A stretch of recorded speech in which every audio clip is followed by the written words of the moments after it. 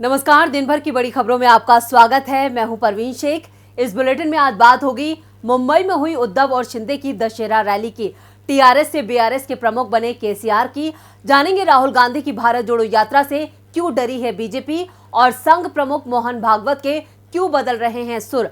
बात करेंगे मोदी सरकार के खिलाफ किसानों के गुस्से की, हिमाचल में बीजेपी को लग रहे हार के डर की, और बुलेटिन के आखिर में बात करेंगे जम्मू कश्मीर में फिर नजरबंद हुई महबूबा मुफ्ती की। लेकिन तमाम बड़ी खबरों से पहले एक नजर सुर्खियों पर। बीजेपी के खिलाफ महाराष्ट्र में एकजुट हुआ महाविकास अघाड़ी। अंधेरी ईस्ट उपचुनाव में उद्धव गुट को कांग्रेस ने दिया समर्थन, एनसीपी भी नहीं उतारेगी उम्मीदवार। राज्यसभा सांसद कपिल सिब्बल ने साधा चुनाव आयोग पर निशाना, कहा चुनाव आयोग के लिए भी बनाई जाए आदर्श आचार संहिता। आयोग पर लग रहे हैं बीजेपी के पक्ष में काम करने के आरोप। जम्मू कश्मीर दौरे पर अमित शाह ने किया ऐलान, अगले साल की शुरुआत में हो सकते हैं विधानसभा चुनाव, जल्द जारी होगी मतदाता सूची, इसके बाद होगा चुनाव का ऐलान। कैरोलिन आर बटोरजी, मोर्टन मेल्डल और के बेरी शार्पलेस को केमिस्ट्री के लिए नोबेल प्राइज। अणुओं के एक साथ विघटन का तरीका विकसित करने की खोज पर दिया गया प्राइज। तो ये थी सुर्खियां। अब बात आज की सबसे बड़ी खबर की। दशहरे के मौके पर मुंबई में आज शिंदे बनाम उद्धव गुट का शक्ति प्रदर्शन हुआ। उद्धव ठाकरे ने शिवाजी पार्क में रैली को संबोधित किया तो एकनाथ शिंदे ने बीकेसी मैदान में हुंकार भरी। आज देश भर की नजरें उद्धव ठाकरे पर थी। बाला साहब ठाकरे की विरासत को बचाने की चुनौती से लड़ रहे उद्धव ने बीजेपी और शिंदे पर जोरदार हमला बोला। वहीं उद्धव की रैली में जुटी भीड़ से शिंदे गुट बैकफुट पर नजर आया। दशहरे के मौके पर मुंबई में आज शिंदे बनाम उद्धव गुट का शक्ति प्रदर्शन हुआ। उद्धव ठाकरे ने शिवाजी पार्क में रैली को संबोधित किया तो सीएम एकनाथ शिंदे ने बीकेसी मैदान से हुंकार भरी। इन दोनों रैलियों पर देश भर की नजरें टिकी थी। महाराष्ट्र के राजनीतिक इतिहास में पहली बार शिवसेना के दो नेताओं ने दो अलग अलग रैलियां की। हमेशा की तरह शिवाजी पार्क में शिवसेना की दशहरा रैली हुई जिसे उद्धव ठाकरे ने संबोधित किया। अपनी इस रैली में पूर्व मुख्यमंत्री उद्धव ठाकरे ने एक बार फिर महाराष्ट्र की जनता और शिव सैनिकों को एकनाथ शिंदे की गद्दारी याद दिलाई। उन्होंने बीजेपी पर इस साजिश को रचने का आरोप लगाया। अपनी रैली को संबोधित करने से पहले शिवसेना प्रमुख उद्धव ठाकरे ने अपने मुखपत्र सामना में भी बीजेपी और शिंदे को आड़े हाथों लिया। उन्होंने सामना में लिखा, पीएफआई जैसे संगठनों पर प्रतिबंध लगाया जा रहा है, ये अच्छा है। इस तरह के विषधारियों को उखाड़ कर नष्ट कर देना चाहिए। ऐसी कार्रवाइयां राष्ट्रहित के लिए जरूरी होती हैं, लेकिन कश्मीर घाटी के हालात जैसे थे वैसे ही हैं। वहां के कश्मीरी पंडितों का आक्रोश दिल्ली को बेचैन नहीं कर पाया, इसका दुख है। पीएफआई जैसी स्थिति ईडी, सीबीआई जैसी केंद्रीय जांच एजेंसियों ने भी बना रखी है। उद्धव ठाकरे ने अपनी पुरानी परंपराओं का पालन करते हुए रैली में अपने पिता बाला साहब ठाकरे को याद किया, साथ ही शस्त्रों की पूजा की। उद्धव की रैली में लोगों की भीड़ देखते ही बन रही थी। उद्धव ठाकरे गुट ने इस रैली को भव्य बनाने के लिए काफी मेहनत की थी। शिव सैनिकों को शिवाजी पार्क तक लाने के लिए बसों, कारों और ट्रेनों तक का इस्तेमाल किया गया था। भले ही शिवाजी पार्क में शिंदे को रैली करने का मौका ना मिल पाया हो, लेकिन उनकी कोशिश थी कि रैली की भव्यता के मामले में वो ठाकरे गुट को टक्कर दें। शिंदे गुट ने रैली के लिए जो प्रचार सामग्री तैयार की, उसके जरिए ये संदेश दिया गया कि दिवंगत शिवसेना प्रमुख बाला साहब ठाकरे के विचारों के असली वारिस वही हैं। उधर उद्धव ठाकरे गुट की तरफ से भी बाला साहब ठाकरे का नाम का इस्तेमाल करते हुए आक्रामक प्रचार किया गया था। उद्धव की इस गर्जना से साफ है कि आने वाले बीएमसी चुनावों में शिंदे को मुंह की खानी पड़ सकती है। इधर तेलंगाना के सीएम केसीआर ने भी आज राष्ट्रीय राजनीति में कदम रख दिया है। दशहरे के अवसर पर उन्होंने अपनी पार्टी का नाम तेलंगाना राष्ट्र समिति से बदलकर भारत राष्ट्र समिति कर दिया है। तो क्या है इसके सियासी मायने, देखते हैं ये रिपोर्ट। विपक्षी एकता की कोशिश में जुटे तेलंगाना के सीएम के चंद्रशेखर राव ने पीएम कैंडिडेट के रूप में ताल ठोक दी है। हैदराबाद में पार्टी पदाधिकारियों के साथ बैठक में राव ने टीआरएस की जगह नई राष्ट्रीय पार्टी भारत राष्ट्र समिति को लॉन्च किया। नई पार्टी की लॉन्चिंग के लिए केसीआर ने दोपहर 1:19 का मुहूर्त रखा था और इसी समय उन्होंने नई पार्टी का ऐलान किया। इस दौरान देश के नेता केसीआर के नारे लगाए गए। पार्टी की ओर से एक पोस्टर भी जारी किया गया जिसमें केसीआर को देश का अगला पीएम बताया गया। साफ है कि टीआरएस जो अब बीआरएस बन गई है, उसने केसीआर को पीएम उम्मीदवार घोषित कर दिया है। केसीआर की कोशिश है बीजेपी के साथ लड़ाई को तेलुगु गौरव से जोड़ दिया जाए, जिससे बीजेपी के लिए तेलंगाना के साथ ही आंध्र प्रदेश में भी चुनौती बढ़ जाएगी। वैसे आंध्र प्रदेश में पहले से ही बीजेपी बेहद कमजोर है। केसीआर बीजेपी के खिलाफ लड़ाई को अब पूरे देश में लाने की तैयारी में है।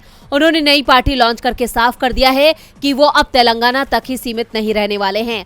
आगामी लोकसभा चुनाव में वो अहम भूमिका निभाने वाले हैं। केसीआर ने साफ कर दिया कि उनकी पार्टी दूसरे राज्यों में चुनाव लड़ेगी और गैर बीजेपी दलों के साथ गठबंधन भी करेगी।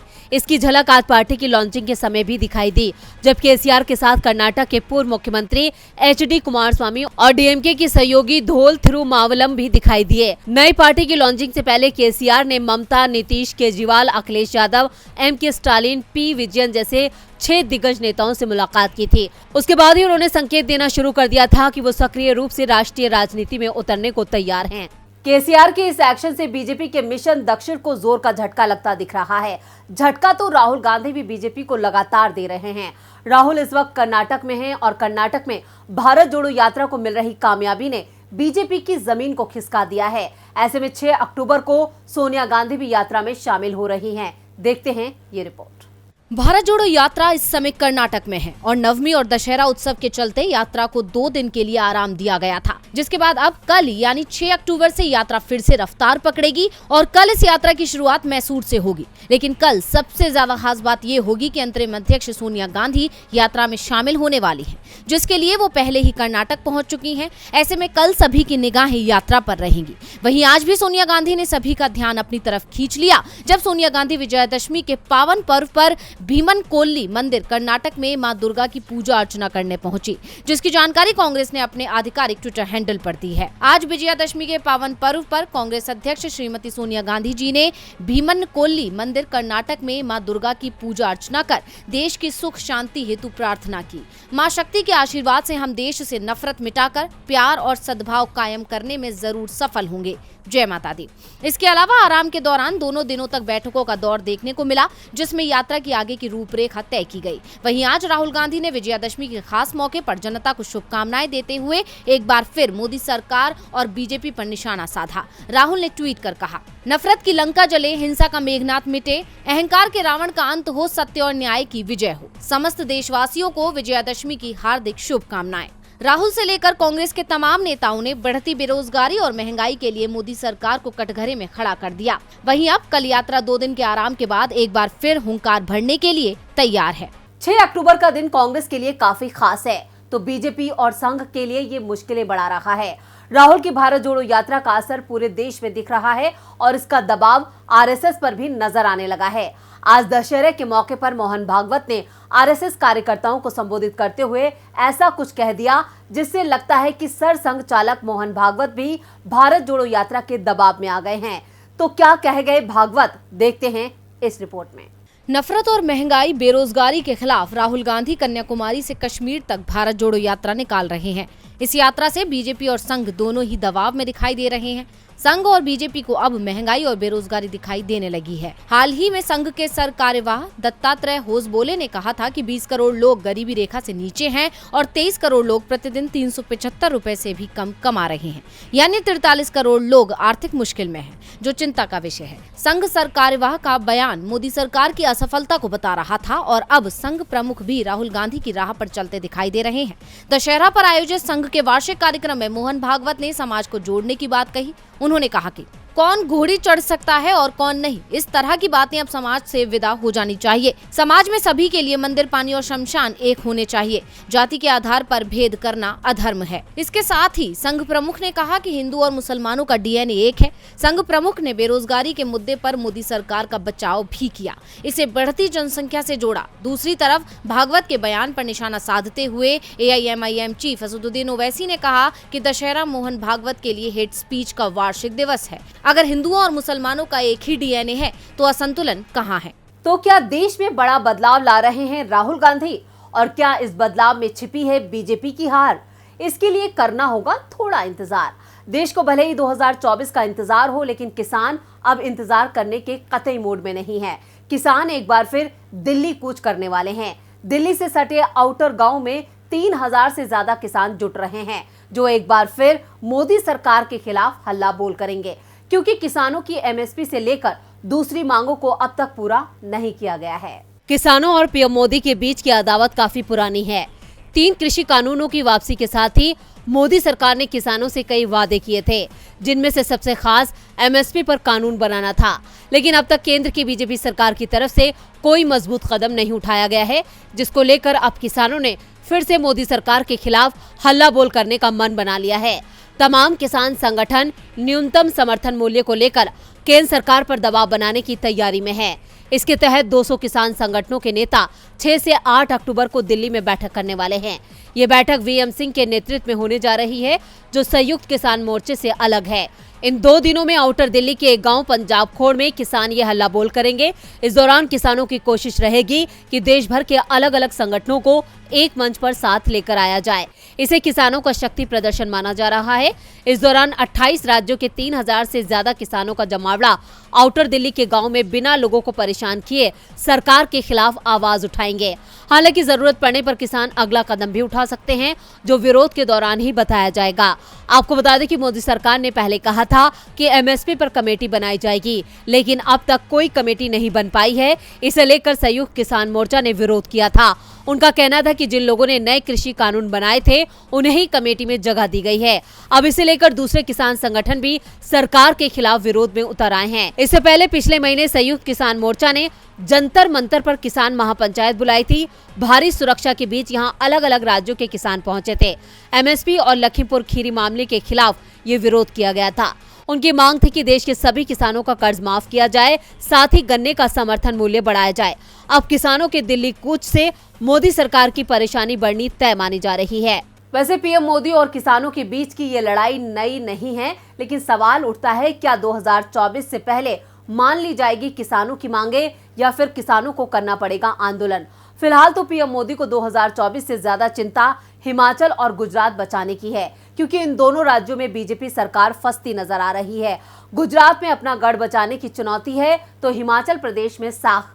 ऐसे में पीएम मोदी ने दोनों राज्यों के चक्कर लगाने शुरू कर दिए हैं। हिमाचल प्रदेश में बीजेपी की हालत खराब दिख रही है, इसलिए पार्टी लगातार हिमाचल में अपना प्लान बदल रही है। पहले चुनाव के लिए जयराम ठाकुर के नाम को आगे बढ़ाया, फिर पार्टी अध्यक्ष जेपी नड्डा ने खुद कमान संभाल ली, लेकिन स्थिति नहीं सुधरी तो अब पीएम मोदी को आगे किया गया है। बीजेपी ने साफ संकेत दे दिए हैं कि चुनाव भले ही राज्य का है, लेकिन लड़ा पीएम मोदी के नाम पर जाएगा। पीएम के राज्य में लगातार दौरे हो रहे हैं और इस बार का दौरा विशेष था, क्योंकि पीएम के दौरे के लिए दशहरा का दिन चुना गया था। पीएम कुल्लू मेले में शामिल हुए और बाद में एक रैली को संबोधित किया। पीएम ने कहा कि हिमाचल प्रदेश में विकास संभव है, क्योंकि लोगों ने केंद्र और राज्य दोनों में बीजेपी को सत्ता में लाने के लिए वोट दिया। पीएम ने कहा कि पिछली सरकारें नींव डालती थीं और चुनाव के बाद परियोजनाओं को पूरा करना भूल जाती थी, लेकिन हमारी सरकार शिलान्यास करती है और परियोजनाओं का उद्घाटन करती है।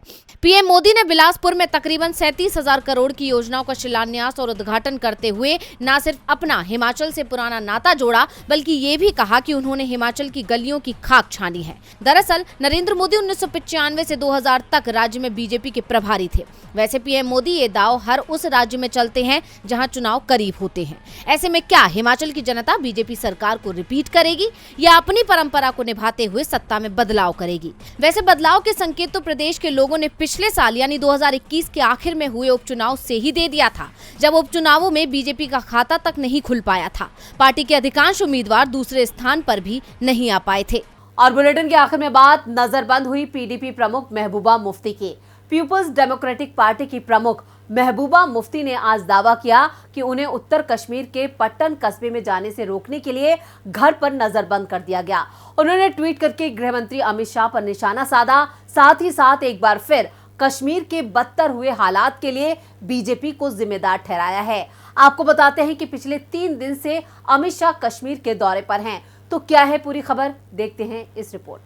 जम्मू कश्मीर में परिसीमन प्रक्रिया का काम पूरा हो चुका है। ऐसे में दावा किया जा रहा है कि जल्द ही घाटी में चुनाव हो सकते हैं, जिसके चलते सभी दल अपनी अपनी जीत का दावा कर रहे हैं और खासकर बीजेपी घाटी में कमल खिलाने के सुहाने सपने सजा रही है और अपने उसी सपने को साकार करने के लिए गृह मंत्री शाह जम्मू कश्मीर पहुंचे हैं। लेकिन अब महबूबा मुफ्ती ने एक ऐसा दावा किया जिसने सियासत को गरमा दिया है और इशारों में उन्होंने गृह मंत्री पर निशाना साधा है।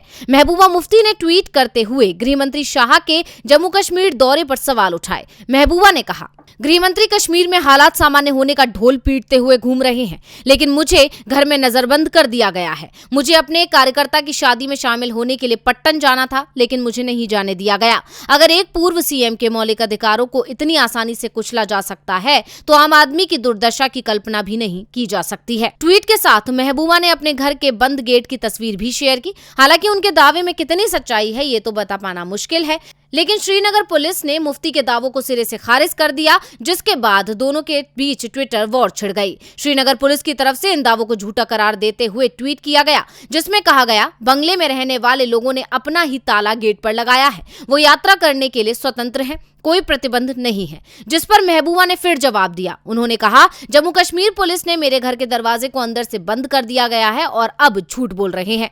अब कौन सच बोल रहा है और कौन झूठ, इस बारे में कुछ भी कह पाना मुश्किल है, लेकिन इस मामले ने केंद्र को कटघरे में खड़ा जरूर कर दिया है। तो आज इस बुलेटिन में बस इतना ही। देखते रहिए डीबी लाइव। नमस्कार।